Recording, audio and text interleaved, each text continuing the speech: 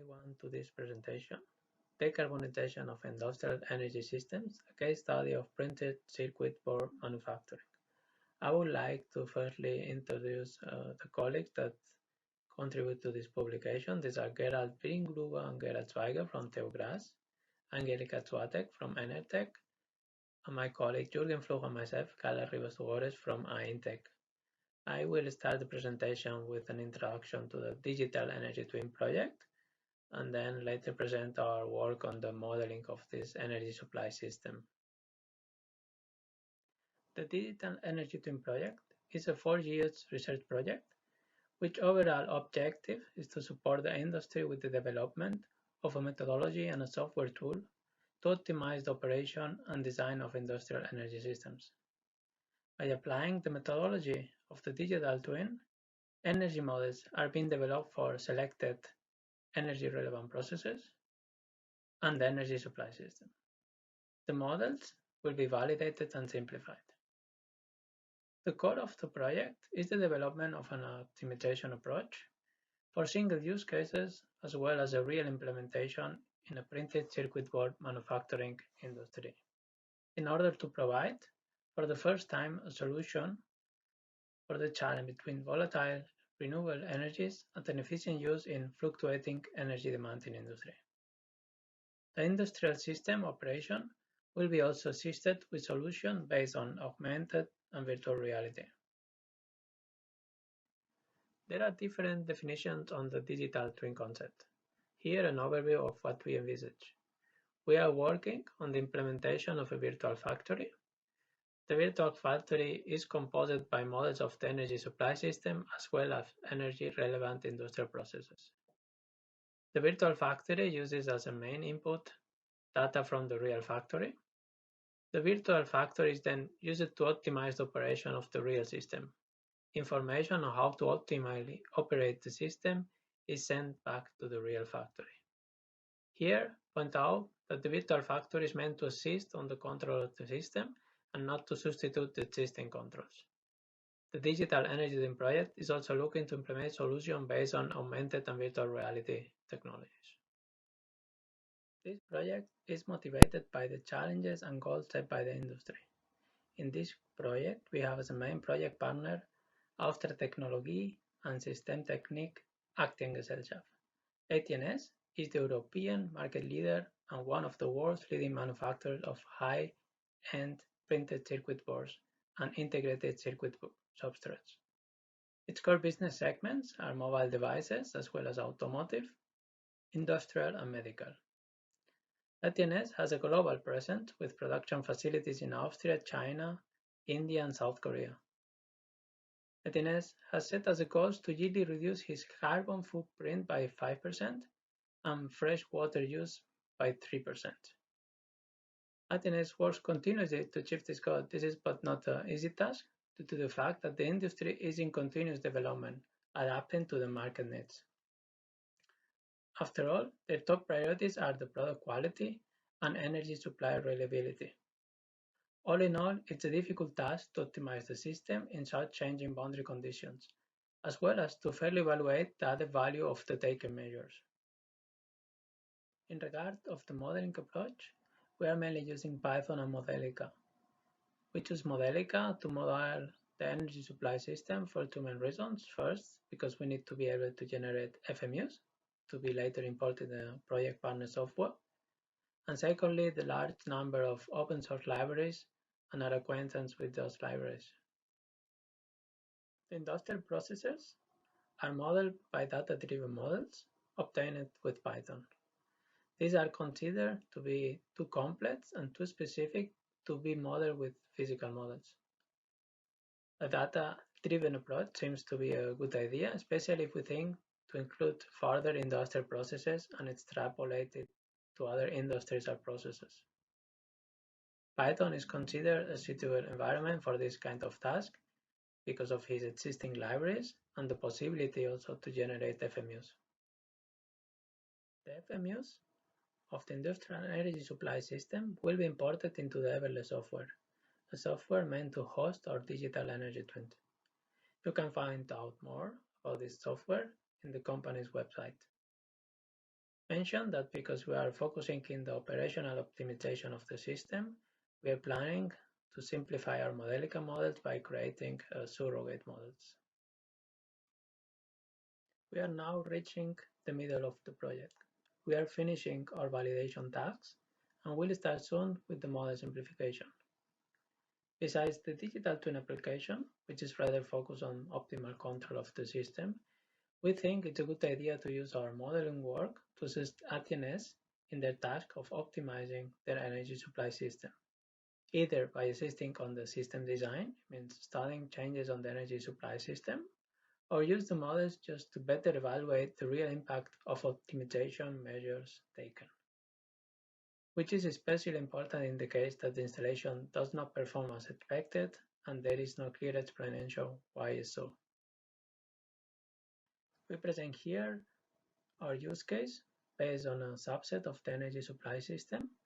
We're including one of the two existing buildings at the industrial site, and we are looking at different scenarios. We have a reference case and optimized system where we are using waste heat as well as reducing the use of fresh water.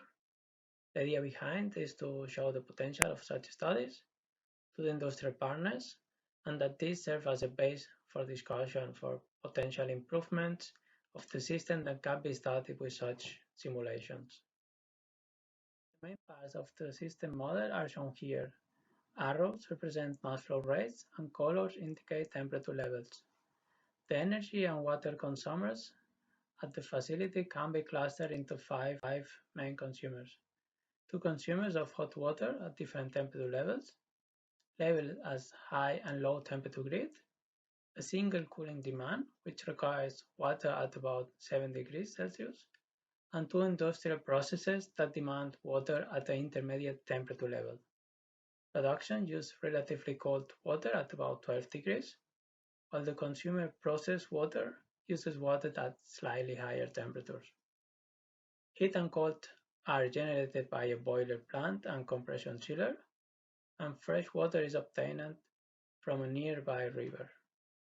In the case of the scenario 1 or reference case, the heat demand is supplied solely by a gas boiler plant. The chill water demand is generated by the compression chiller, which waste heat is released to the ambient using dry coolers. The necessary cold and warm water used for production process is obtained, as mentioned before, from the river. Cold water is used in the production units. The warm water is intermediately stored into the warm water storage and either used for further industrial processes, see processed water, or dumped back into the river. Scenario 2 is just scenario 1 plus the integration of the waste heat. Here we see how the waste heat of the chiller is not just released to the ambient, but also used to supply part of the heat demand of the low temperature grid. In scenario 3, we add the heat exchanger and adapt the control strategy of the chiller. Here we allow the chiller to generate some additional chill water that they use to recover warm water from the warm water storage and send it back to the cold water storage. What we are trying is to reduce the amount of water that is dumped back to the river. It means the water overflow. The additional cost is minimized by the condition that this extra chill water can only be generated if there is enough heat demand at the low temperature grid, so that the additional heat or waste heat can be internally used and doesn't need to be released to the ambient. The energy supply system model is based on existing models of the buildings and Modelica standard library. You can find a short description of the different subsystems in the paper. I think it's interesting to talk about the chiller model we use. That's the scroll water to water from the building's library. Here we use air 134A as a refrigerant, and we parameterize the model using operating data supplied by the manufacturer. We try different datasets, full load, high load, combination of different datasets, and the results show that when using this 75% load data, we yield the best results overall. Just we had some high deviation while using full load. After that, we also did some validation. We used data of around set days from the facility, and here we just use the heat pump regulated so that the heat at the evaporated matches the measured data. The inflow temperatures are also given by the measured data, and we regulate the mass flow rate so that the outflow temperatures also matches the measured data. What we can see is that the model and measured data have a similar average value, just that the measured data shows a much higher variation. It's important to point out that in this case it's operation range of low loads. Might be interesting to do some further validation work for other operating regimes. For use cases, mentioned we evaluated the whole system for a period of about 150 days, and set point temperatures, return temperatures, and energy and water demands are obtained or based on measured data. These conditions are kept constant for all the scenarios. By means of this simulation study, running scenario 1 and 2, we can estimate the amount of heat from the chiller that can be used to cover the heat demand of our low temperature grid. This is almost 950 megawatt hours. The electrical consumption of the chiller does not change much because the dry cooler and low temperature grid are operated at similar temperature levels. The water balance, amount of water used in processed water, and amount of water pumped back into the rimmer remains unchanged. The scenario 3, has a clear positive impact on the amount of water used. The additional generation of chilled water used to regenerate warm water from the warm water storage can reduce substantially the amount of water pumped back into the river, which at the same time means the amount of water that needs to be firstly pumped from the river into the cold water storage. This additional generation of chilled water is but not free. Here we estimate an increase of the electrical consumption of the chiller of about 6.6% respect to the previous scenario. All additional waste heat generated can be but internally used. The amount of heat supplied by the boiler is further reduced down to 86 megawatt hours. With it, we come to our conclusions. Here, we'd like to highlight the fact that even if we work towards the implementation of a digital twin, quite complex solution, there is still a lot to do and potential for more simple uses, such as the simulate phase system design. We need to be aware that the implementation of a digital twin is a time and resource intensive task that needs of many and different experts, especially if industrial processes are being considered. Because of that, it's very important to make an efficient use of the resources. Necessary and a good approach to generate more added value out of the work done, for instance by using the created models for other tasks, which at the end will also result in a better understanding of the industrial system being modeled. The use case shown here, even if it's an exemplar nature, show once more how simulation studies can tackle present challenges in the optimization of energy systems in industry. Lastly, even if there are still some validation tasks going on for the chillers, I would like to mention the positive experience with the scroll water-to-water model from the buildings library. It yields a good results and I found it very handy, the fact that the model comes as a more complete package. What I mean by that is that it comes with a Python model or implementation in Python of the same model and a Python script that helps you to parameterize the model based on a dataset. We are now using data from the manufacturer, but we could easily substitute it by a subset of measured data if we think that's appropriate.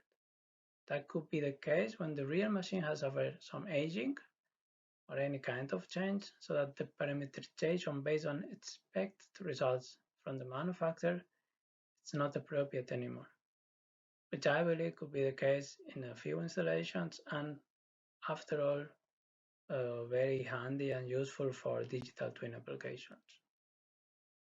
Thank you all for your attention, and thanks to the Austrian Climate and Energy Fund program for funding this work.